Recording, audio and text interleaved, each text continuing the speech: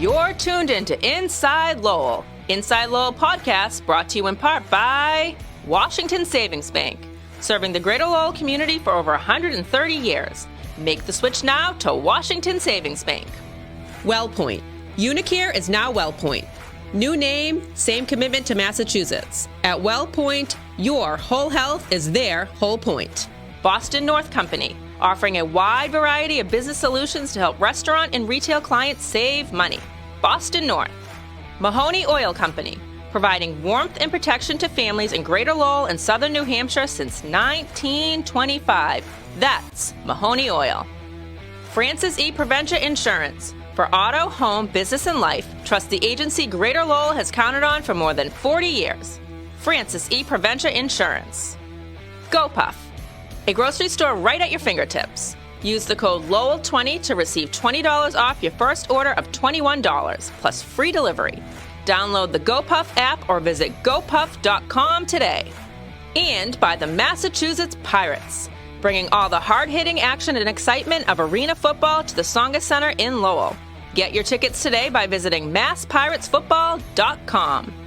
And now, time for another Inside Lowell podcast. Inside Lowell. If Lowell is your home, this is your place.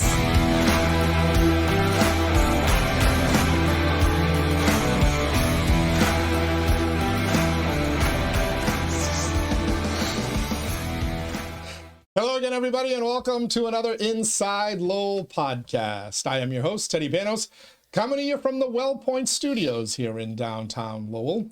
Unicare is now WellPoint. New name, same commitment to its members. At WellPoint, your whole health is their whole point. And we thank our friends at WellPoint for helping to make our podcast possible. We thank of all of our sponsors for making the podcasts and all of Inside Lowell possible for that matter. And we're excited today because we are debuting a brand new podcast series here on Inside Lowell. Every now and then, if you remember me from my radio days, I like to have a little fun, like to be a little bit goofy, not just all the serious discussions. And so with my close friends here, Mikaela Hondros-McCarthy on the left, the hyphen, Mike Bacigalupo on the right, Batch, and occasionally other special guests, we are very excited to introduce to you my Big Fat Lowell podcast. There you go.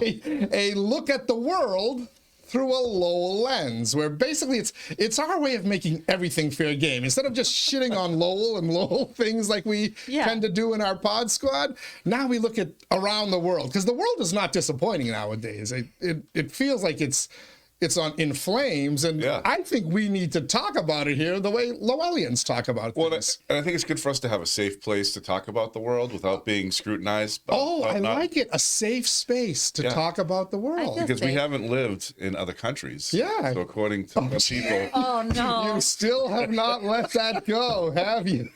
This is going to take a while for you to let go. You know, Jack is going to be clamoring for another pod squad after that. No, I was thinking more we could set up like a little tent encampment outside where people could kind of feel safe and then come in here. We'll hit the record button and they can, let us know how they're being oppressed and whatnot. The oppressed hour? Yeah, I mean, listen, when you go to an $85,000 a year Ivy League school, you are certainly one of the oppressed. Yeah, I don't know. 100%. That might get a little too intense. Oh, ba-dum-bum. The good news is I understand that all the tents are pretty much similar. So there's somebody who's ordering and paying for the tents and funding it all. So that's good. Or is it maybe they just maybe all activists just run out and buy the same style tent. I don't know. I'm trying to figure out how this works. Or maybe there's just a really good tent that everybody says that's a good one. I'm going to get that one. They should grab some that are like waterproof, because when the sprinklers go on at Harvard, they kind of get wet at 4 a.m. Those sprinklers at Harvard. By the way, Teddy, I didn't get the memo that we were supposed to dress up. Yeah, what gives here, Mikaela? I mean, look at it. She is resplendent in her springtime. You get one nice day, a little sunshine. I work from home a lot during the week, so like sometimes it's nice to just spend a little time not, being grubby. Listen, you already look better than Batch and I. You don't have to dress up to do that. I mean, Batch, he's got his little T-shirt on with his white undershirt. I got my Inside Lowell hoodie with my white undershirt that sometimes You guys look great, and here you too. are looking like you're like it's Greek Easter. Did I miss the memo? Should I be a I got you know what? I got the day waiting on wrong. people? Wait, is today our Good Friday? No, next that's week. Next week is our Today's Good yeah. Friday, Okay. Okay. All right. So yeah, maybe I missed the week. I don't know. All right. Well, you look great. It's beautiful as out. always. It's It really beautiful is. out. Nice day. We're recording this on Friday, April 26th. For those who are wondering, and we've got a number of things that we want At to get to. 7:30 in the morning. No. Oh yeah. For what time are you guys supposed to be at work? I work late and I work. I have like Scratch that part. I'll go edit that part out. So the big news story this week, surprisingly, because there's so much else going on in the world, including today's revelation that the inflation numbers have gone through the roof yet again. I really? can't wait till that Inflation Reduction Act kicks in so we can really start to feel the positives of that. I didn't notice because I'm enjoying all the new highways from the Infrastructure. Yes. Yes.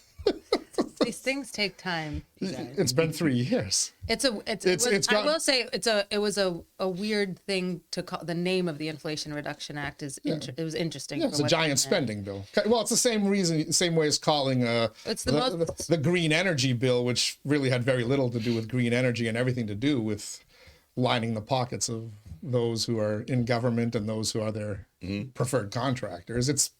That's no big surprise there. It's the most comprehensive climate bill that we've ever seen, and I'm very excited. It's working. It is working. It's definitely working. But besides all that stuff, the big story is what the hell is wrong with the youth of this country? Oh. And it's not just college I feel students. so old just because Because these kids, they didn't just learn this in college while they went to Columbia or MIT or Harvard or Emerson, my alma mater. It's only in the northeastern and western states. You notice this? It doesn't really happen down in Georgia or. Well, because they don't really have colleges down there, do they? They do. They just do. Listen, they just watch sports. The Mason-Dixon line is the country's IQ. Like everything above is smart, everything below. No, I don't agree You would with think, that. but I don't agree with that. Are these kids stupid? Do these kids not understand the flags they're waving? So what they represent? Let's think about what is causing this stuff, because it's not just stupid kids. It's kids these days. Oh my God, I sound so old. They're on their phones all the time. I seriously feel so old saying this, but like the way that they get their news is so different, and their news and information is so different from what other people, Wait, like so older people. Kids' phones only get Al Jazeera? No, but and honestly, WHAMAS. this is not. I mean, in the 70s, right, with the Vietnam War, you had a lot of this similar things happening, right? So it's not just kids these days. I think young people being activated by global events is a normal thing. So I'm the oldest guy here, and even I'm a little too young to remember the late 60s and early 70s. Yeah. I was just starting to turn 5 and 6 years old. But from my understanding of it, and please, listeners out there, correct me if I'm wrong with your comments, but that was organic, just like the marijuana that they were all smoking. Whereas today's things, and the 10th thing indicates it, these are planned.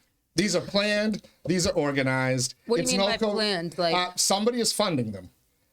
Somebody is funding them, and there's been a trail you're starting to see people report on it. The New York Post is starting to report on it now. They're seeing the organization. The instigators, right? Like there are international people who are funding this, and some of them happen to be on the terror group watch lists in America, and so on and so forth. But there's probably others behind the scenes. But at the heart of it all is this argument that we've seen, and go back to kind of when you saw the beginning of this, and to me it's the Occupy Wall Street movement, right? When was that? 2009, 2010?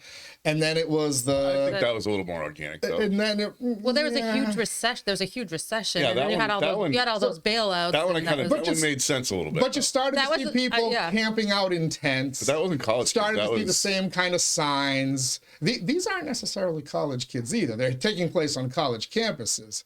But if you watch some of the embedded videos in there, there's people in yellow vests who direct some of the young kids who are dumb enough to start talking on camera. Well, they might be. They're kind of pushing them away from the people who are recording with their cameras or their phones. There's organizers in this thing. The yellow vests. I've seen the as yellow they're vest. called. There were people with yellow vests outside City Hall like a month ago, I think on a Thursday, about the Israel-Palestine war. But They're the ones I who think- organize. Wait, I Lowell think was? they're yeah. Yeah, there's about 12 And they were people very who showed friendly, up. very I friendly, didn't realize Lowell was very nice. But I think anti-Semitic. Well, it's not. Listen, let me this give is you the their big- talking point. It's not anti-Semitism. It's anti-Zionism, which that's the argument they will use. It's we're fighting Zionists. Except here's the thing: do they know what Zionism is? I don't think they do. Does anybody know what Zionism is? Isn't it the belief that Israel should have Israel should have its own land. Correct. Jewish people should have their own. Correct. The Zionist movement began Their own with a group that said, we need our own country. We've Own been persecuted homeland. throughout Yeah. history. Right. We need our own homeland, and we yeah. want it to be here. And there's more to and it it than ended up that. happening. But Yeah. so when you throw the word Zionist out there, and I'm kind of doing it here, I may get in trouble, right? Like Bob Hoey throwing out the K word. When you throw the Z word out there, you're in essence throwing the K word out there. Or the N-word, or whatever. But these dummies just don't understand it. Because when you say, I'm not anti-Semitic, I'm anti-Zionist. It's the same thing. Then you're saying I'm against the Jews having a country and a land of their own where they can feel safe. That's what you're saying, you dummies, you dumbasses. Learn a little something. Your college professors didn't educate you on that? Well, they didn't teach you that, dummies? I think $80,000 a year and you don't know what Zionism means? Oh, wow, we are really going at it this morning. Can I say something about the yellow vest really quickly? It could be hired people, like people that are instigators and the infiltrators, like, maybe like the Capitol riots. There's rumors of that happening there and everywhere, whatever, just to create chaos and agents of chaos, whatever. But they could just also be like more experienced organizers and advocates that are a little bit older maybe and like organizers. Yes. So they're helping the youths As do it. opposed to the organic hippie movement. I'm sure did the organic hippie movement have an older group of organizers prior to that? I don't Somebody know. leading something, right? But Yeah, I think but you could have older hippies helping these younger people. You always needed somebody holding a staff to lead the sheep. yeah. Yeah. That's important. They will follow that staff. Anyway, you The can keep yellow going with vest your- is the staff. So Yeah. my biggest issue right now with this whole because there was a podcast I used to listen to and I had to stop because it was so anti-Semitic and Is this the Breaking Points? yeah. I love Breaking Points. You turned Batch and I on Breaking Point, and now Batch is disavowed it. I love Breaking Points. The lady there, I can't listen to her anymore. Crystal? Oh, I love and her. she keeps talking about the genocide of the Jewish people perpetrating this genocide on Palestinians, and I'm like, wow, I said there must be a lot of carnage and this and that. I looked it up. So listen, every death is bad and all that crap, but there's been 30,000 people killed in whatever. And probably 20,000 have been killed by Hamas being in their location. Yeah, well, it's like Or Hamas I don't know. themselves. I don't know enough about this to spit out numbers, but that seems like a low number. But that's the number they gave out. That's the But number. who gave that's that? Hamas. Hamas has given out that number. So- and now all the So the lefties are saying that 30,000 people have been killed, Compared children, to what etc., I'm- whatever. So- Not that but that's when a you look- low But they still number. that's a lot more to go to get to 6 million, well, so that's the thing. Like there was which was the Holocaust number. in the Holocaust. I think it was about 30 or 40,000 a month that were killed on average. That's a genocide. That's genocide. That's a real genocide. But they're how counting many- like the starvation. They're counting all of that stuff too. Yeah, they're counting like COVID deaths. Some guy fell off the roof in it's terrible. in Palestine, and he I became think starvation is a direct became a cause. genocide. I but think it's not, that's a direct but to cause. call it a genocide is a slap in the face, and it's clearly it's meant to be triggering, and it's very anti-Semitic to say it. So, and I don't want It's to not blame a- the kids because they're just dumb. We were horrible all college thing. students, right? We were nowhere near as smart as we thought we were No. at the time, right? Yeah. But these kids are being brainwashed. Now, again, there's a lot of people, and then there's a lot of Arabs in there, right? A lot of Palestinians in there who kind of have firsthand knowledge of And this. there are Jewish people. and they're very legitimate in this. But there's an awful lot of suburban white girls in there, and a lot of man buns Yep. that are in there. What has, and I don't want to say just what has college taught them, because they're not all seniors and they're not all graduates. What did K through 12 teach them? And I harken back to 1977. Does K through 12 teach you how to discern media? It should teach you world history.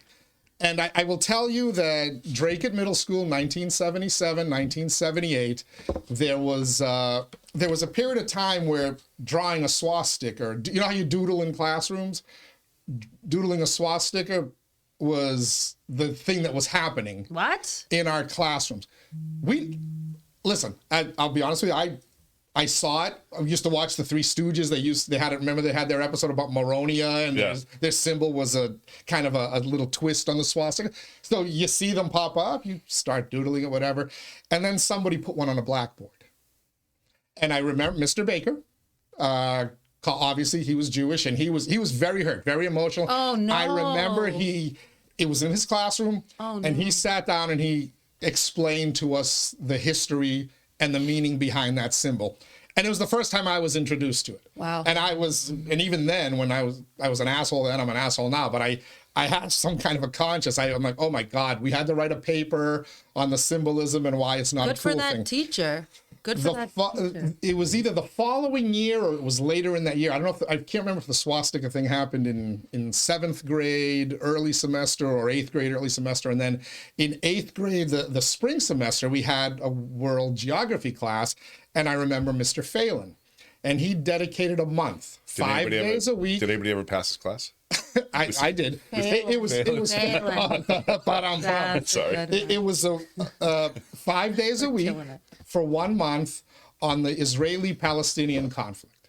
Oh. And he was very measured about it, because he went back and he explained, and it was the first time I learned the Palestinian point of view. Like, and while they didn't have their own country, that land was their home as well. Yeah. And following the Holocaust in 1948 and the Zionist movement, when it was a positive thing as opposed to a negative, as some folks have made it out today, people determined, we can't let this happen again. They were uncovering the bodies in the concentration camps, and so they created the State of Israel, 1948, 1949, and yes, they displaced a bunch of people for that. And they asked the Palestinians to live in peace with Israel. And he went through the history of the 4 wars that literally the day after Israel became a country, they got invaded. And they had 4 wars from that point to 1973. And he went through all of this literally to the point of the Camp David Accords. So it must have been, I never learned must have been 8th grade. So that's special.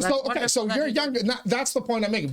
Were you ever taught any of this? No, we didn't even get as far as, I think, we didn't even learn about Vietnam. We never got that far. But was the Holocaust covered? Yeah. As opposed to going in, Holocaust was covered, but not everybody went in depth. So I mean, there's so many world conflicts over history to zoom in on, and I remember the Turks and the Greeks. That was the most niche conflict that I ever learned about. They didn't even teach and the Holocaust. They didn't even teach about the the Irish situation at all. No. Oh yeah, no, we didn't, because you wouldn't dump on the British. So we thought the IRA. So there's a lesson, right? Who writes the curriculum? The victors teach history. Yeah. That's true. But wouldn't it be nice if some of these kids in our schools that keep talking about, stop Asian hate, stop this hate, stop that hate, or whatever, if they would have a real stop Jewish hate, and to some degree explain, stop, all hate.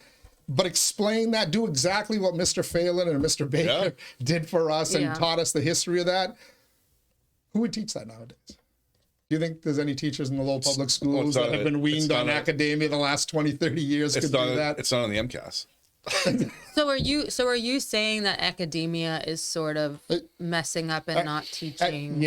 I'm going to put it squarely on it is clear. So what do you think they are? It is clear that academia in terms of college, second, is 100% anti-Semitic and behind. If you listen to some of the things that these college and university presidents have said. Oh, by the way, kudos to Marty Meehan, by the way, and to Julie Chen by extension. Because early on in this conflict, Marty Meehan put out a statement, and you haven't seen any of this blow up, knock on wood, UMass Lowell, UMass Amherst, or any of the UMass campuses. Well, that's because they're all engineers. They take real stuff. Yeah, they gotta go to class. So we haven't seen. So kudos to them. But you're seeing it in the Ivy Leagues. You're now starting to see it. My grad school alma mater, Emerson, has an encampment now. I know. The cops clashed with them. It was on the Boston Globe yesterday. The cops clashed with them, and but academia is presenting this as and I'll tell you the strategy they're using. It's the oppressor versus the oppressed. And in this story, the Jews, who have ultimately been on the victim scale throughout history, they've been right at the top. Jews, black people have always been kind of at the top of the, being persecuted and oppressed scale. Gypsy. Everybody ignores gypsies. Yep, gypsies. Not in Greece. But nobody's kind of teaching this. Instead, academia is teaching of the Jews as the oppressors because of this battle over Palestine. But it's a larger battle to me, and ultimately it's about destabilizing the West. Yeah, there you go, Jack Mitchell. This one's for you. It's about destabilizing the West and Western culture, and it's not just happening in Massachusetts or in America. You're seeing this now in Europe. You're seeing it in Spain and all these other countries as well. You're seeing a worldwide civil war right now, East versus West, playing out over a number of issues. But this is the one over the last month that has really taken off. And isn't this a recurring theme that we've been seeing, right? It's East versus West. It's right versus left. The end result is disagreement, chaos, battle over what media you listen to is correct. And they just, TikTok, I think they've noticed, has been a lot more pro-Palestine. And a lot more young people look at TikTok for their news. Yeah, it's a young person's medium more so. And they're just banning TikTok now because of... It's a bad idea. They're banning TikTok because it's the precursor to getting Musk to sell Twitter. Foreign ownership. Well, it is foreign ownership, so... They don't mind the foreigners coming in here and buying all our land and our houses and driving up the price of single-family houses. How come they don't have a problem with... foreigners buying land? You mean like BlackRock, like that? And Chinese entities. The Chinese are buying up so much of our real estate, it's not even funny. Well, I think it's more... two things. One, I think that college kids, no matter what generation, are susceptible to protest something. They're looking to rebel. Yes. They're looking for something, right? Yes. I think they're a lot more malleable now because they grew up in little bubbles and they don't have the critical thinking skills that maybe they haven't been taught the critical thinking skills because they've been taught their whole academic career up to college has been making sure you pass standardized tests. Like they don't teach like they used to, right? And teachers aren't allowed to teach like that. But I think ultimately the whole if you can get a bunch of, middle class white kids to align with a bunch of poor people from other countries, it's really I think this is more about a class war than it is about anything else. And I think if the more you go ahead, you're going there. It's the Jewish people's money, isn't it? Well, yeah, they're a perfect. Well, that's the stereotype. Right. The Jews have the money, so they control the media, they control Hollywood, they control America, they control this and that. Because who the stereotype, and it's now accepted to say it. Yeah. When certain people said it back in 2020, they were anti-Semites. I remember having a discussion with Joel Boyd. 25% of the world, right? They estimate. Yeah, I don't like where this is going. 25% of the world is anti-Semitic.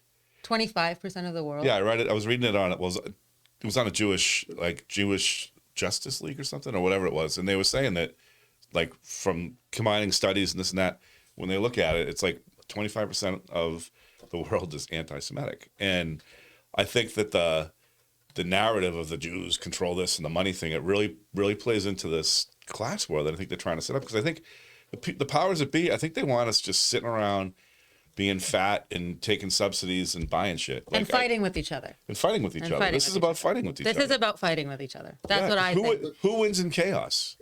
Right? When chaos is created, people get filthy rich. Those with the power. You are 100% right about that, which is why I think it's time to really push it. And if any of our state delegation is watching, how about a bill to teach about the history of the Middle East, so that the next generation of kids who are growing up will learn about everything that I kind of learned about and have forgotten a lot of it, but at least give a balanced look a little bit at what's happening. Why do the Palestinians hate the state of Israel and It should Jews. be. But if that was- why are the Jews so intent on protecting their homeland at all costs?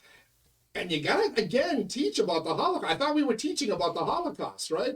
Didn't we? I thought we were too. Like, aren't we still teaching Are about they? that? So then, what are these kids doing? Well, When they talk about Zionism, I'm not anti-Semite. I'm anti-Zionist. Do they not understand?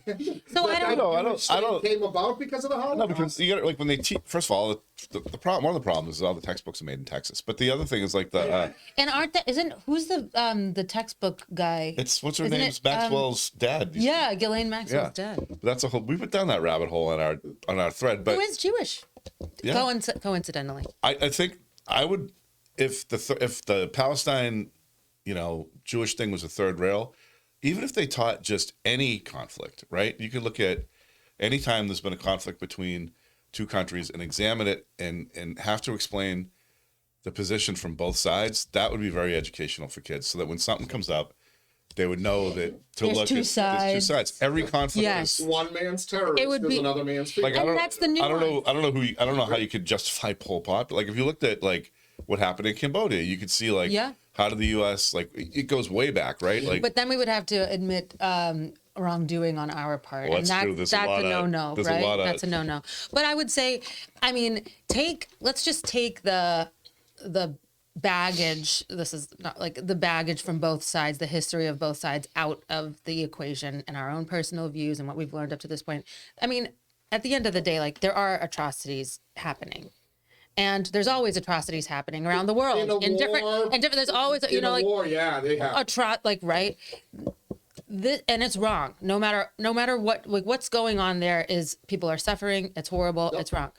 But if I'm another country, and the United States has been a world power, like number one for a really long time, right? If I'm another country like China or whoever, Russia, whoever, another like big world power,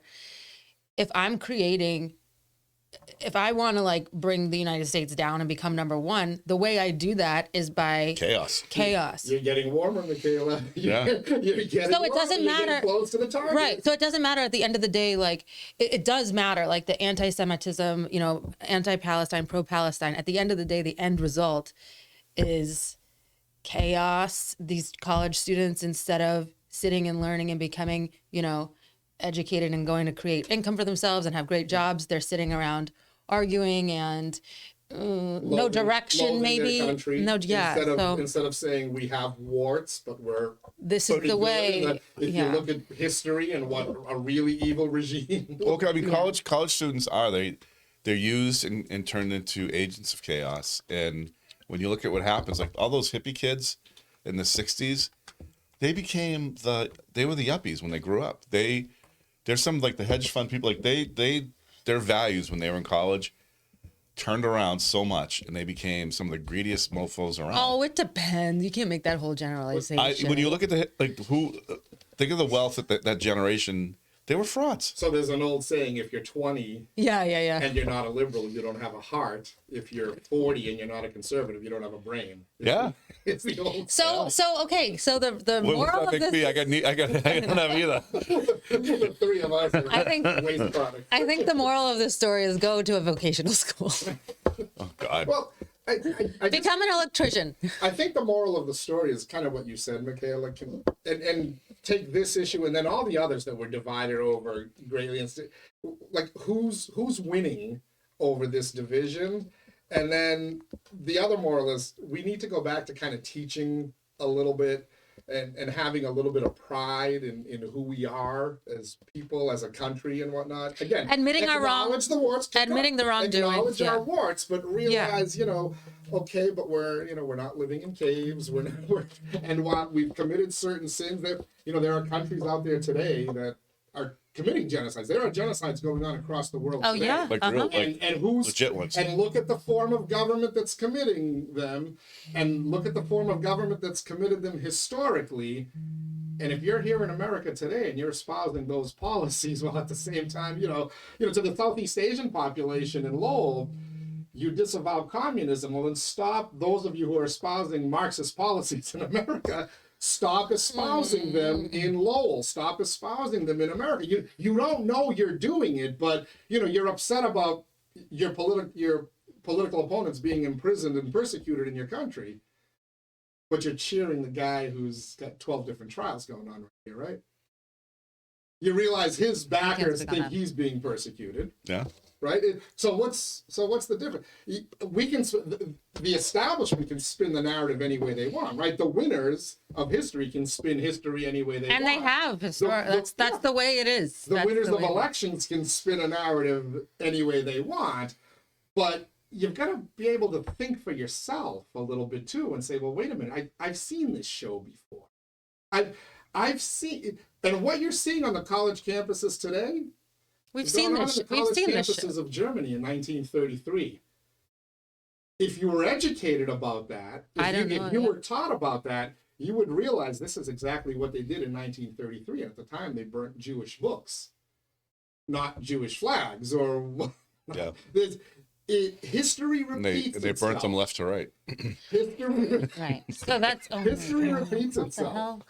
Well, so that's basically what censorship, right? So now we're dealing with. Oh, we love censorship in the US. Now we're dealing with. I think that's an emerging fear and scary thing is what we're doing censorship wise, because we're built on free speech. That's what's going to keep us okay. Unless it's free COVID. Speech.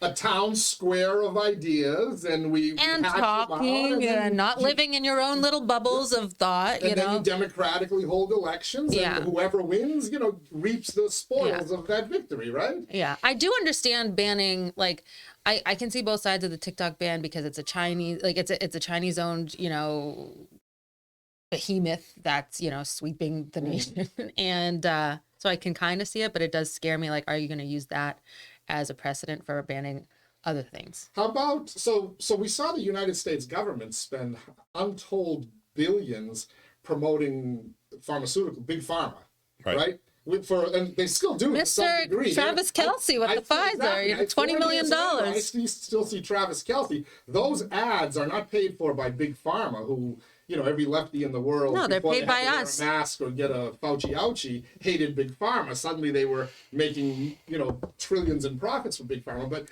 you're starting to kind of see that silencing of thought, and you really need to wake up, folks. Again, history repeats itself.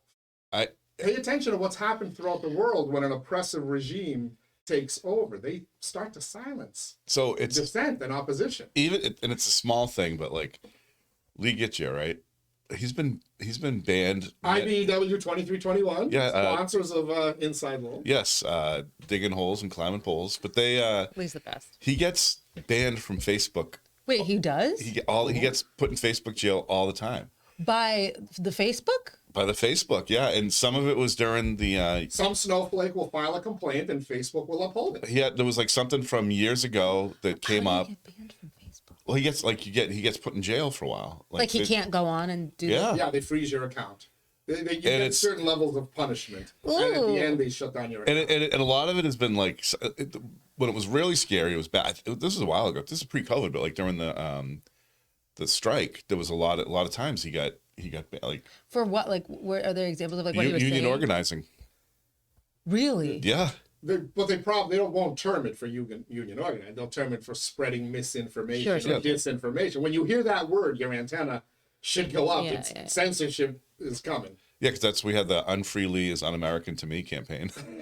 But, I love that. Yeah, but it's just like, if you look at, and then you get into COVID, and like some of the stuff that like Han and Asa was saying at the beginning of COVID was viewed as like extreme and dangerous, and a lot of that talk got banned and whatever, and turned out a lot of it was true. And like, we should at least most of it.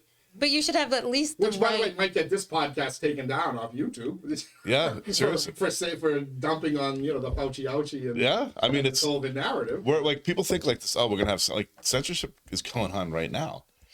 Worse in America than in other countries. Yeah, and I like wholeheartedly disagree. I mean, if you're spreading hate and putting people in danger and like that sort of thing, like really like going too far to put people into like real harm, like yes, you should be shut down. But like with dissenting opinions are like what makes America America. But people thought that by being anti-vax at the time You were killing Granny. and I don't believe. I mean, You were I killing don't. people. I don't believe. You went out That's outdoors to a definitely- public park. No, I'm talking you put about- 2 kids on a seesaw 6 feet from each Yeah. other, and they were killing Granny. Yeah, I mean, Even though if, they were technically 6 feet apart on the seesaw. That's if you're not driving in really- your car with the windows up, man, you got to put that mask on. I mean, no, I'm talking about like We're really trying to get this podcast taken down off YouTube, aren't we? no, when I say like putting It's people only in 'cause like I'm real underdressed. real danger. I mean, like posting someone's address and being like, "Let's go get that." Like that's messed Sure, up. that's a Like, violation of someone's freedom to just live in peace right. in their life. Like I can see that, but and again, they are privately owned, so they aren't subject to the rules of free speech. They're But privately owned, but how many times were they called in front of U.S. government? How many? Who's of this, them have- Facebook? How many of them gave government officials a backdoor portal into their site? We know this from the Twitter. He was done with Twitter. But No, you, I Once I Elon Musk understand that. bought the company, he exposed all this. You saw it. Everything. Oh, sure. Everything that the book 1984 talked about has happened in America and tremendously since 2020. Yeah. And yet there's the rewriting of at history. least half the country either doesn't care or doesn't see it. but don't you? So like, say Inside Lowell, your own media company, say you get shut down because they want to censor you. Don't you then have the recourse to like invoke like Freedom of Information Act and like sue someone to like you have some sort of like Yeah, I have to go hire a lawyer. Like certain people have done. Alex Berenson, Yeah, former yeah, New York yeah. Times writer, And one of the first team reality, as we called ourselves back in the day, guys. He got his account taken down. Now he's gone to court, and through that he's gotten a settlement and whatnot. But there's a bunch of guys now suing the U.S. government and the Biden administration for the same thing. I'll be curious to see how that plays out. But we've clearly seen that there were emails traded back and forth, and that government officials, operatives, had backdoor portal access to these social media companies. Social media companies, That's the deal private with the entities, devil, can isn't do it? whatever it wants. Yeah. Once the government is involved in there, It comforts me slightly to know though that recourse is available and people use it and fairness. Oh, is it 4 years later, we still haven't. Who's paid the price for this? So we know, right? That if you tried to subvert the election in 2020 and showed up in D.C. on January 6th, or tried to question the results in Georgia, Arizona, you've been charged. You've gone to jail. You tried to subvert the election. You've gone to jail if you like did something There were bad. 51 former intelligence officials who went on the record about a laptop, knowing full well the FBI had that laptop and knew its legitimacy. And they went on the record in October of 2020 and said, oh no, it's Russian disinformation. Didn't they subvert the 2020 election? If I hide relevant data about one of the candidate's sons and potentially this candidate profiting off international money deals, Oh, that's something. if I hide this, am I not subverting the election? Are there like special loopholes if you're a government official? Is that the deal? I don't know. But I mean, I I don't think hate- We gotta Hunter talk- wasn't a government official. Yeah. But so you see. No, what but I'm the saying here about- FBI agents. There's two little systems out there, Yeah. and the schmucks like us are kind of like, Oh, totally. we're screwed. Yeah. Yeah. But if you're part of the call it what you will, the swamp, the uniparty, whatever, the establishment, and as long as you're supporting the narrative, Uniparty is not you well can get put. away with anything you want. You can get away with subverting an election. You can get away with stopping freedom of speech. You can get away with a whole bunch of stuff. Speaking of the FBI, we didn't even talk about we didn't even put P. Diddy on the list. How is Diddy doing? Is he still free? I don't know where he They is. haven't sent But the special officer to FBI get him yet to Cayman But the Islands? FBI went in to go take all the evidence, I think he's going to get. similar to you know who. I think he's going to get Epstein in jail. He knows too He's much. definitely a dead man. He's, Oh, yeah, he he's knows a too bad, much. bad boy. He's got as much chances living as like a Clinton associate. I mean, he's getting offed. You are watching the debut episode of my Big Fat Lowell podcast. I'll look at the world through a Lowell lens, and yes, we will bring it back to Lowell because everything relates to Lowell one way or the other. Well, we had. So we were talking about COVID, right? So I just got a quick. story right for you. Don't make this quick. All right, so Batch had his first in-person meeting since COVID. sort of, yeah. The first 4 one? years later. Yeah, I haven't had to go to an in-person meeting since before COVID. And it's, If you did like an informal presidential poll of your company, who would win? oh my God, are you kidding me? Holy crap. You don't even have to tell me. I just know you had your first in-person meeting Yeah. in 4 years. So I'm like, so, the thing comes in, they're like, meeting, it's literally, it was like a mile away from my office, right? So I'm like, yeah, I'll go, whatever. It's important. It's a bid, whatever. But then I'm looking now, I'm like, wait, there's a Zoom meeting at the end of there's a Zoom meeting Monday on the same topic. I'm like, I should have just done that. Like, Oh, were they like there were repetitive? 4, they had 4 in-person meetings scheduled and then a Zoom meeting. Oh, so you could choose which ones to go Yeah, to? and I'm like, I should have done the Zoom because like you go to a meeting, you got to sit there, right? You can't do anything else. Like usually I'm on a Zoom. It I'm makes you pay multitasking. attention. No, I pay attention better when I'm doing doing something else. You can bet on the Celtics game. Well, no, I mean you're it's on Zoom and no, but like you can like pay. watch your fantasy baseball. No, I can multitask. So like, all right, whatever. So I get in my car, I drive over there. I'm looking for a parking spot. People were parking like idiots, right? They were over the line. There was nowhere to park. Oh, God. Driving around, go out. This is in Lawrence, too, so you don't want to just leave your car anywhere. So I'm driving around, can't find a spot. Finally, I'm like, fuck this. And I just went back to the office. And I'm like, you know what? There's a Zoom on Monday. It's going to be the last meeting. There'll be more information. And I just getting myself to sit in a room with like 100 people and listening to somebody drone Was on. it 100 people? Yeah. So you didn't go to the in-person meeting after all this? Nope, I didn't go. And I'm Do like, you know how many people did? yeah, it was like about 100 people. There were. It was an hour. How many wore masks? I didn't ask that. But it was like, Probably a low number, because the ones that would wear masks opted for the Zoom. That's except true. for you. so I guess it was an hour and 45 minutes. And when they came back and they showed me everything that was in there, like this is going to be like a half an hour Zoom meeting. Like when you look at the time that's wasted by in-person meetings and stuff. You don't like get excited to see people like in person though? Like, No. I don't know. I kind of Why feel would I be like- excited about seeing somebody I don't even work with? Well, I guess it depends on the kind of meeting. To Like, listen about it was on a bid, like a contract bid. So they're just going through like, and it wasn't even like the people putting out the bid. It was our trade association going through like, Okay, I guess I wouldn't be excited about that. Oh, my God. I would do this. I would do this comfort from my own home. but I'm like, wow, we used to do this all the time.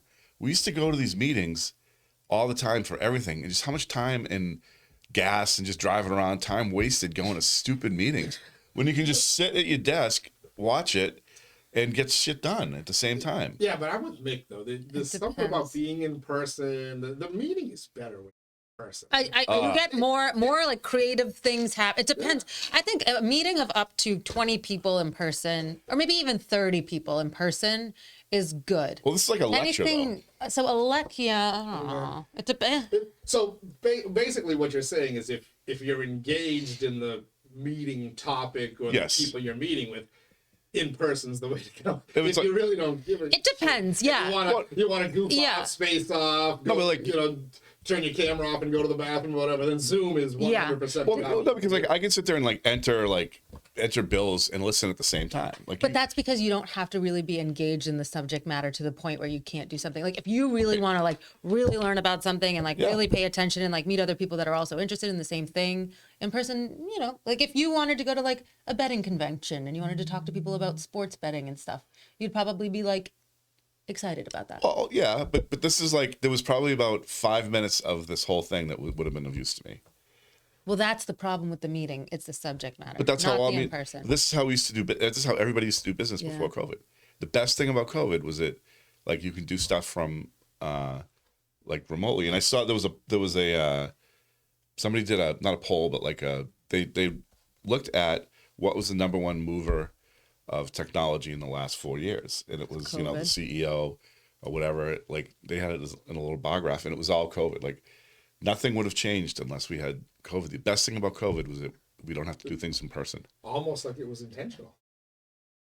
So I think they want to. So you don't have to do things in person, but the rest of your life and your society has completely fallen apart. So right down to the kids who can't socialize and have so much mental illness, kids Yeah. and adults, that you can't even walk near a subway in New York without fear of getting pushed in front. well, I will say, as I'm driving around, I'm like, I can't believe I have to drive somewhere and park and do this. Like It has become such an out of the norm thing, and that does scare me because, like, the more we just get forced into our little box houses and not like have to, like, we can order anything. Like, we don't have to go to the grocery store anymore. Like, I the haven't more been we to a do mall in that, 4 years. you know, it's scary. great. It's scary, but it scares me because I think social in-person interaction is so important. Oh yeah, For I do that all the time at the bar. I human- haven't stopped going to bars So or that, restaurants yeah, but not or everybody the coffee does that. shop or whatever. But there are you were mentally strong. You were able to kind of push through that because you didn't buy a lot of it, and you threw your mask on when you had to, just because you. My bandana that's not technically a mask. But you didn't let them break you. There are people who are broken. Oh yeah. There are people who are broken by COVID. They never got over that. Fear historically has been used to control people. And there was nothing worse than the fear of your life in 2020. My wife. She's strong. She's pretty rational and whatnot. She was leaving the mail outside, and the routine was you bring the mail from the mailbox, and it sat in the garage for 3 days. Wow. When the groceries came or got delivered, they were wiped down with Clorox wipes. Well, you know what? We would go on Really? surveys for hand sanitizer. Yes. I don't And I feel. used to scoff at it all, but I was the only person in my household. Everybody else was like, you touched the blueberries before I had a chance to wipe down the package. Fear is a phenomenal tool. Try to make fun of her about that when I for see her. controlling Okay, people. I don't think we should be ashamed for having the information we were given, being responsible with that information, it was bullshit. not wanting to die or cause an older family member. Like, I don't think people should be ashamed for that. I think people should be, I think it showed how much we care about each other. You're right. People who I understand. I saw it. I watched it happen originally with my parents until my mother finally said, after she realized the stupidity of her saying hello to my 3-month-old daughter 6 feet from a car window. Yeah. I think she realized I don't want to live my last couple of years like this, and thankfully she didn't. Right. But the shame and the criminal repercussions that should be paid are by the people who did this intentionally, knowing that everything was BS. And yet here we go. We're going to risk getting this taken off YouTube again. But there was a certain doctor, the little guy. Yeah, you've who mentioned has his name now a few times already. admitted that the 6 feet rule was completely arbitrary. Oh yeah. But it was great for shutting down schools. Because if it was 3 feet rule, schools wouldn't have closed down. So you had to make it a 6 foot rule. Okay, We have but what the you- tape is still on the floor in my office. But what you would 6 need feet to- difference. right. In a lot of the stores you shop at, you can still Yeah. see those markings. What you would need to prove, though, right, is Emails? that he knew that it was Yeah, it's there. complete It's there. He's bullshit. admitted it now. He's admitted That it was arbitrary, yes. or that he knew that it wouldn't help anything and still made that They were trying to keep people. recommendation. So they've got emails where this shows that he knows 100% that there was gain of function research going on in the Wuhan laboratory. So that's a different subject. And by the way, that Yeah. was also, if we're talking about election suppression, to go back 10 minutes, why was that all suppressed? Shouldn't there be repercussions for that? RFK's book, man. I get it. They arrested 7 people in Arizona the other day for trying to create a fake slate of electors. An alternate what? slate of electors, which, by the way, has been done historically through the United States. There's always been alternate electors. Wait, what is through this? most elections. In Arizona the other day, they arrested 7 people. They charged them with creating a fake slate of electors, and those actual electors are also being charged as well. In the Are state these of like Arizona. the electorate people? Is that what The you're talking Electoral about? College. The electoral college. Okay, Yeah, okay. so when Trump you can was- create fake ones. Well, no. When Trump, you can create a backup slate if something is still in dispute. It's been done. It was done for Hillary Clinton in 2016. I think it was done for John Kerry. I need to learn more about this. In 2004. Mm-hmm. But there are now people being criminally charged for this. But all of it in the name of subverting an election. I don't know. I right? think you're being intellectually dishonest. I am. But I'm. Who closed? So that's- the warning for the folks out there is right now it's okay because your guys are in control, right? Next January they may not be. Somebody else might be in control, And they may start doing the same thing. Yeah. And they've got the precedent that you have set. Just, again, those who don't learn from history are doomed to repeat it. That's going to be That's my only that's going to be an lesson. ugly 3 months. I'll tell you that. My lesson is Jesus, take the wheel. Let's just all be nice to each other in the meantime and just, remember that it's okay to What'd you say? disagree. Let's just all be nice to each Jesus, other. take the wheel. Jesus, take the Jesus, wheel. take the wheel. I I haven't heard that in a long time. We've made Mikaela spiritual here. Oh, that explains the dress. just came from church. Just came from church. Yes. You're watching the debut episode of my Big Fat Lowell podcast. Hopefully you're watching it. I'm risking getting it taken off. I know. YouTube We and really are. Facebook here, The but, COVID. Oh, wait. my Big Fat Lowell podcast, or my Big Fat Lowell podcast. We leave the fat. Do we put the fat in the title? It depends we have to put the I fat. like Depends if Big I'm Fat- here or not. My big fat- We need a Michaela's my Big Fat Tall and Thin podcast. my Hondros Hondros, means yeah, fat your name in means Greek. fat. So you must have had a So pudgy great grandparent or something, huh? I had like a pudgy when I was like 8, 9, 10. I went through it. You were a little pudgy. Oh yeah. Oh yeah. Oh yeah. Because you're like 6 feet tall now. Yeah, no, I had that was before my growth spurt. But Before you anyway. can dunk. So I'll embrace the Big Fat Lowell right. podcast. My Yeah, Big absolutely. Fat Lowell podcast coming to you from the Well Point Studios. It's a look at the world through a Lowell lens. Today, right? Is it today or this weekend that the world is celebrating Arbor Day? Arbor is actually Day. today. Yes. Pirates' favorite holiday, by the way. Arbor Day. Yes. So there's a Lowell event at the South Common Arboretum right here in our own Wait, what? city. South Common has an arboretum. So I posted this story a couple of days ago. Where is the Arboretum on South Common? It's Isn't that where- where the homeless tents are? We gotta go see. We gotta go see where it is. It's It's an Arboretum at South it's Common? today from 12 to 4.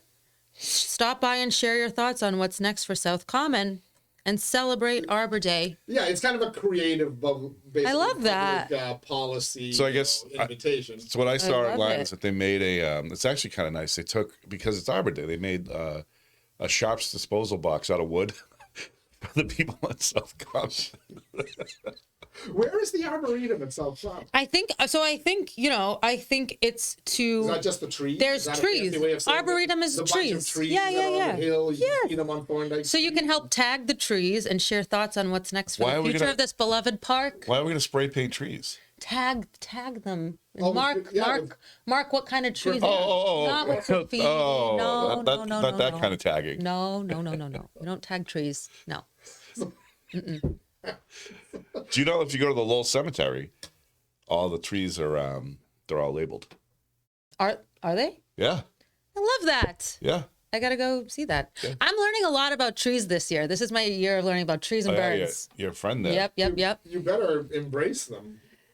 I will. I will hug all the trees. Embracing Is that what we're saying? That's what we're saying.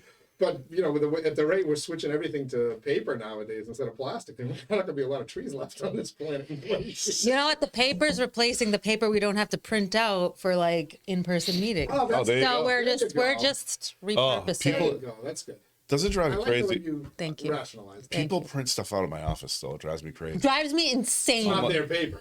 Like- They won't print the thing in their home printer because the ink is expensive. PDF, do a PDF. It drives it for some things, in person, like this. It's nice to have paper in front of you for some things, but my God, and that Lowell Forward plan was very not printer friendly. I'll just say that again.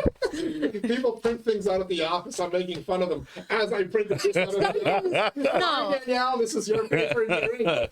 The Abrams Group analysis of Oh, Yeah, this is, I have to read this. the Lowell Public School System's budgeting process. I know you wanted to talk a little bit about that batch because you've read it. I glanced at it, then I went Yeah. back and I read half of it. And, man, is it an eye opener? And they basically should make that just an infomercial for how inefficient government is. They should have an Yeah. audit every year, and I'm surprised. well, it's not. that- It's not an audit. It's an audit. Well, it's a It's function. not an audit, or else they would have been able to find more crap. They Yeah. didn't word it like that, but they said our scope was blah blah blah because had we been assigned an audit, we would have uncovered other things. Right. So well, we my- have a city auditor, So there's but my two favorite things from this are that there's one accounts payable clerk for $54 million worth of invoices for the school department. That's asinine, especially when you consider how many doctors of nothing there are, right? And then the other one is that there's one of their recommendations. Doctors of six-figure paychecks. Yes. My friend, that's a major in colleges. Yeah. Once they're done protesting, they go do that. They'll be able to go study how to get a six-figure paycheck with a completely useless skill. Oh, so then, but the other one is one of the recommendations is that the school departments, whatever it is, their like CFO and their assistant, whatever, they meet regularly with the city auditor's department. And that's their recommendation, and they note that there's actually a standing meeting, but the school department never attends. So it's basically like these meetings have been set up for communication, but the school department doesn't bother showing up. Right. So I do want just to qualify. This is, you can kind of see the city council and even the school committee to some degree dancing around this, but the school CFO, chief financial officer, was on a leave. It was a long time too. I mean, I have asked for the exact date and I can't get it. But so the entire time they were doing this, they were on leave. I'd say 6 months to 12 months at least, somewhere in that range. The CFO was on leave, and it's acknowledged in there. It's at the point. Why didn't they time it? At the point of inception of this Abrams study, the CFO was on leave. Are they back? Are they back? She has now come back, but she's announced her retirement. How long has she been there? Look, nobody knows, and it could have been a health issue, it could have been a family leave. Totally. It could have been, so totally. It's understandable, and I wonder. But that's a key person to be like. I wonder how much of this and the negative stuff in there that makes the school department look bad was due to the special circumstances around them. But there's a couple, if I can take all these papers away from you for 1 second, Mikaela. There are a couple of parts in here that I found fascinating because it kind of one thing what government is all about. Batch, you run out of printer paper and you need to call Staples. Actually, you call WB Mason, right? Because that's where our buddy Asa works. We actually used WB Mason. You used that. How does that work in your company? How long does it take you to get the paper and then actually pay for it? Next day. Mikaela, how about yours? we order it from Staples and it shows up at the office maybe within a week, maybe, I don't know, and then we pay for it every month. The same is true for any other office supplies, maybe new office chairs or whatever. You order them, it shows up within a certain period of time. Yeah, we do AP once a week. And it's all set, right? Yeah. Let me read you from the Abrams report here. Under the findings of the first part, we were informed that it takes 6 weeks for a transfer to process from initial submittal to approval due to school committee meeting schedules, preparing official school committee minutes, notifying City Hall, to posting the transfer. Is a transfer just one person going from one school to another? Is that what a transfer This is like between line items in the budget. Transferring monies from one line item to another. And there's a certain level that triggers it, but it takes 6 weeks because you have to wait for the school committee to vote to approve it. Right? So if I have a PO, the school committee has to approve it. Okay. So let's pick the number on it. What is it, $1,000? Yes. Whatever. I don't know what that number is, but let's just call it 1,000. Their number is 5,000, which is ridiculous. It should be 25,000. It's 5,000. Okay. What the threshold? That's right. You're right. That is in the report as well. So we need to order $5,000 worth of new desks for the 6 new DEI chiefs and climate officers that we hired. 6. So we need to. Now we have to go to the school committee to get them to vote to transfer that money over there. So that school committee meets every 2 weeks. Now you got to wait a little bit for the school committee to prepare their official minutes. Because it's not like those meetings are recorded and somebody could just kind of say, well, here's the tape of it. Can we just, cut 2 weeks of bureaucracy out? Then you have to notify City Hall, which in this day and age of text, email, telephone, pick up the phone, call it. That takes a long time, and then you have to post the transfer. How long does it take? I mean, posting a transfer is like an hour. I don't know. I don't know how it works, but anything over government. This is how your government works. Anything over $5,000 needs to be voted on by the school committee if you're changing line items. Yeah, there's different codes. There's allotments for each line item. Yeah. Type of expense has a code, and if you're going to transfer money from one code to another. Which I get, that's a control for budget variance. You want to make, But but it should be $25,000. Should Like it take that. 6 weeks? No. But here's the other problem. So You should have one designated person on the school committee that you can, like, I don't know. So or something. here's the other problem. So the school, so the city uses Munis for their budget, right? So the school department budget feeds into Munis. The school department also has to report to 𝑷𝒐𝒅𝒄𝒂�𝒕.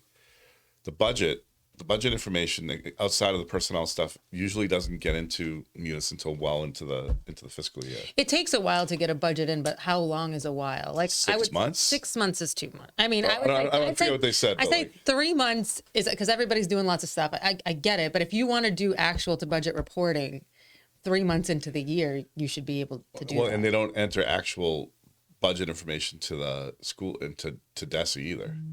So who's like who's oversighting the oversighting? Like, So that's what this is my beef with this whole thing. I look at this and I say that no matter who your CEO or your CFO is, my guess is that with the staffing and the Yeah. procedures that if you don't have an they're gonna- audit or a system in place, they're things are set gonna up to fall through. fail. I mean, Yes. they're understaffed. it's true. It's true. Because it's not their money. They just go back and get more from the taxpayers. But here's the superintendents and Liam Skinner hasn't been there that long, right? So if you go back, I know that at least 10 years ago, people still weren't getting paid correctly. So this isn't a new issue. Correct. So I look Pink at slips this. were getting handed out. Like this was at 10 years ago, probably. Like they were getting mistaken the wrong amount in their paycheck. they said $43,000. Someone got over. Right. Yeah, then they were paying people who Yeah. were long gone. They were fired from. Yeah. And $43,000. And the school department hasn't been. I think they're getting there now. They weren't aligned with the city payroll. Like there's all kinds of. There's people on the roster. There's people that were not in the system. 4 people that were not in the system Yeah. on the roster were still getting paid. So this goes back. This goes back a long way. And so the superintendents come in. They last 3 years before they get run out of town. They probably don't even get to this. Yeah. So I put the responsibility on the school committee. I mean, they've been there. Your basic business functions aren't running. You don't know that. Of course, they've got to have some inkling of it. And they've so many other important tasks, like whose friend is going to become the secretary for the superintendent. I mean, that's important, right? You know how many superintendents get harassed with, who they hire in their office? Oh yeah, I mean it's Because you need spies, obviously. that's who I blame. I blame I blame the school committee, and not like there's a couple of people that just got on, right? You can't blame them, but like people that have been on the school committee for a long time, they've never addressed this. Did we know it was a problem? I mean, so this isn't.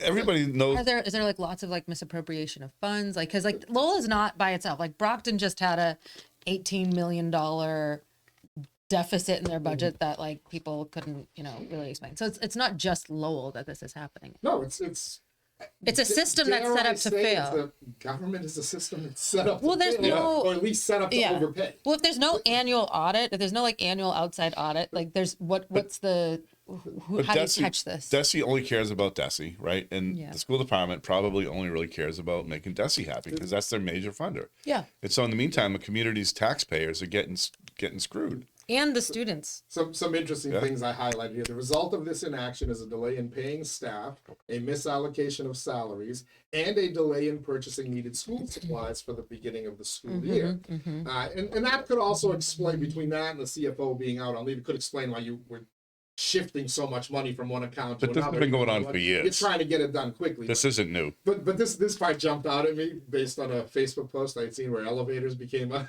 big topic.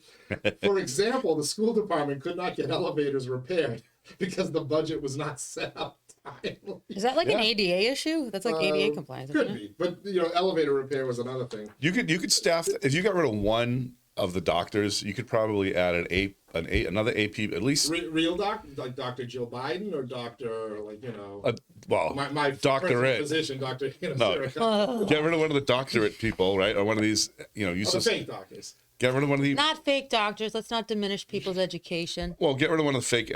Get rid of one of the many administrative positions. The non-MD doctor. Yes. There we go. We're talking about the school department. Yeah, they're not. You could probably get 2 AP clerks and a budget director for probably like 1.5 useless admins. And that's needed. Like those are necessary functions. Yeah. And you might be able to train your district deputy CFO to do certain things. Recommendation here, the district CFO is the budget director and is responsible for budget development.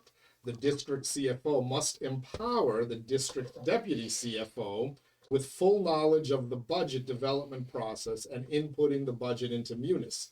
Obstacles should not be put in place for the district deputy CFO to input the budget into Munis. Obstacles should not be put in place. So again, the CFO's gone, right? She's on leave for whatever reason. Who filled in? Nobody knows. Did someone fill in? It should be the district deputy CFO, except it appears that whoever this person is, and I don't know this person was not empowered to enter it into the system. Oh, they did not give them permission. They didn't give them permission. Knowledge of the budget development process, and this part, obstacles should not be put in the place for the district. In other words, So they didn't give access. Did they not let her or him do this? So they were hiding something. They put obstacles. So they were hiding something. They didn't. Well, no, give access. I think it's just my experience has been that a lot of times, You don't want someone to mess something up. or you're like you want to have all the control.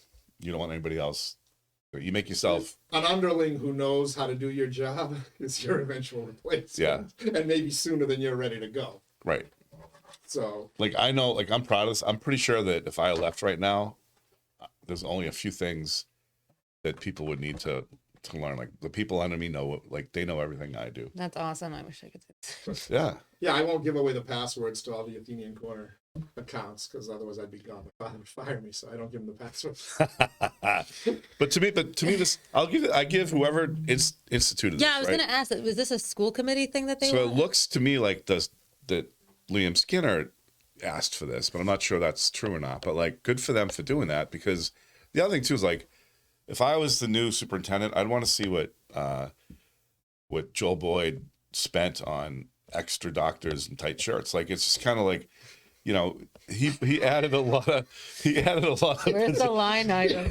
he added a lot of positions, and he didn't take care of this. That's And then fair. Yeah, you know what? Every time there's a new superintendent, they should just do this, and Yeah. give it to them. yeah, That should be like the yeah, norm. but then you're doing it every 2 years. But it's just kind of. But Then they should do it every. But that's the other thing. Why are we going through so many? I'm telling you, get rid of the damn school committee. Have it be appointed. No, I don't believe in The that. next thing you have to do is doing away with the consent decree. I mean, how do we know the school committee? How do we know the school committee didn't initiate this themselves? Come on, really?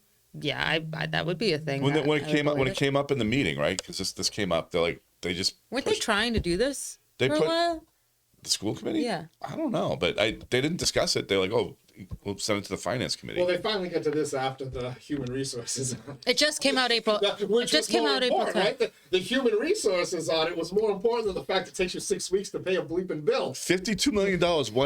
You have to admit, $52 million in one accounts payable person.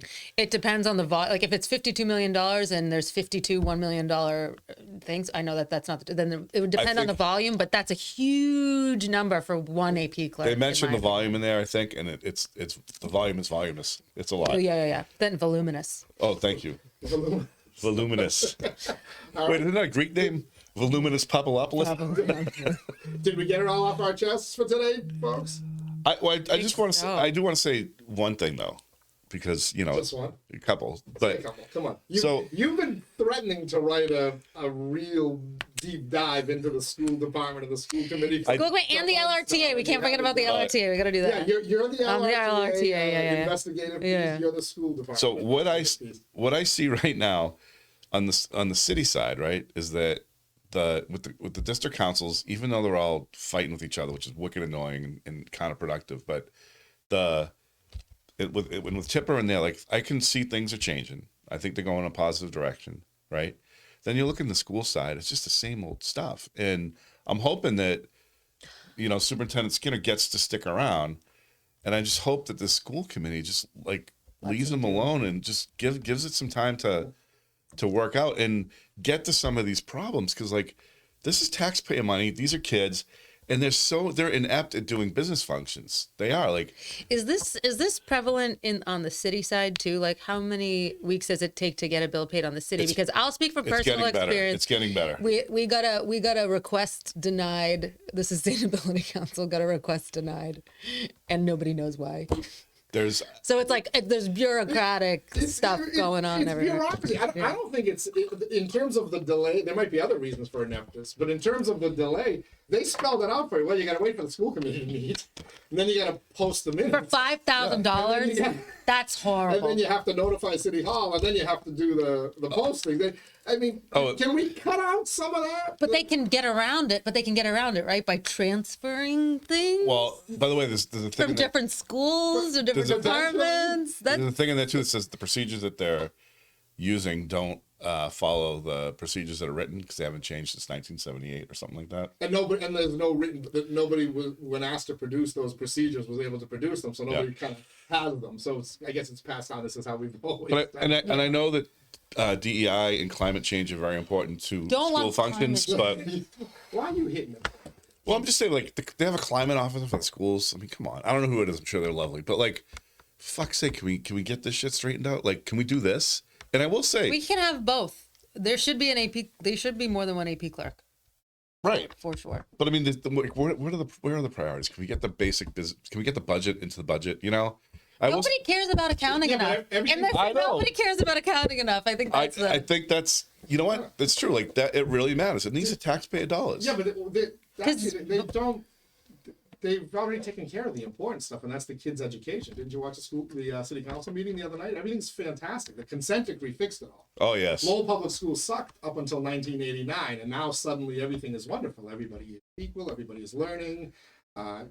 What's the consent decree? So what if 3/4 of your kids can't read at grade level? And your enrollment's dropping because everybody goes to private school. Well, if you can't manage, wonderful. Yeah. All is one. Don't change a thing. Yeah, just ask. Lowell. Yeah, Lowell Catholic and the Voc. Yeah, they're great. Yeah. Oh wait, that doesn't count. I wonder how many AP clerks the Voc has.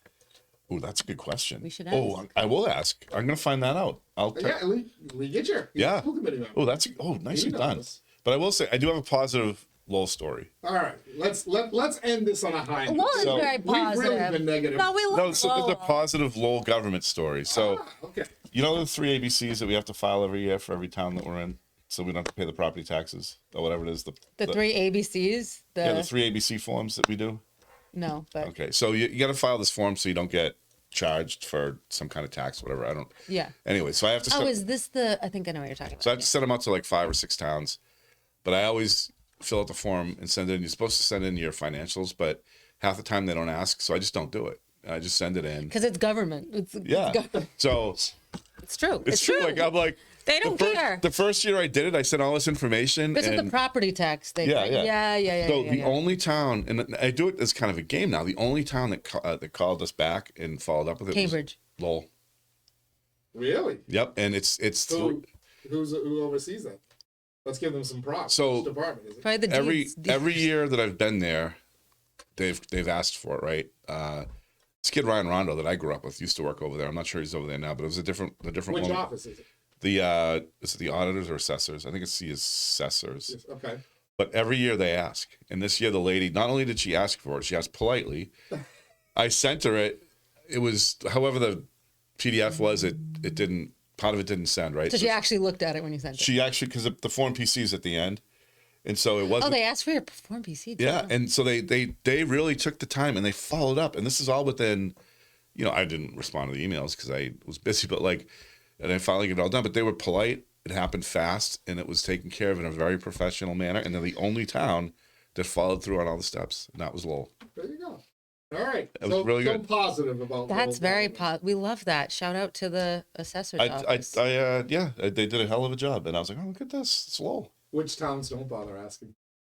I'm not gonna say. You don't want to wrap them up. No, I don't want to wrap myself out.